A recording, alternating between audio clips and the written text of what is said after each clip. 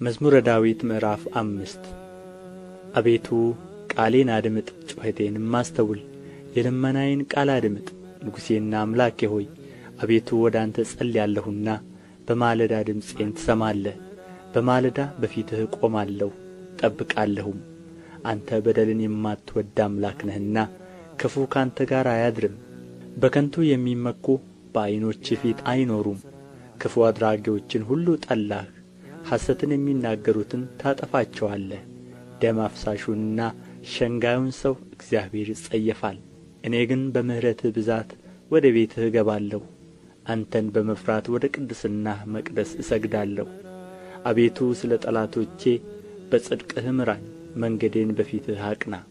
በአፋቸው እውነት የለምና ልባቸውም ከንቱ ነው። ጉሮሮአቸው የተከፈተ መቃብር ነው፣ በምላሳቸው ይሸነግላሉ። አቤቱ ፍረድባቸው፣ በምክራቸውም ይውደቁ። ስለ ክፋታቸውም ብዛት አሳድዳቸው፣ እነርሱ ዐምፀውብሃልና። በአንተ የሚታመኑት ሁሉ ግን ደስ ይላቸዋል፣ ለዘላለሙ ደስ ይላቸዋል። እነርሱንም ትጠብቃለህ። ስምህንም የሚወድዱ ሁሉ በአንተ ይመካሉ።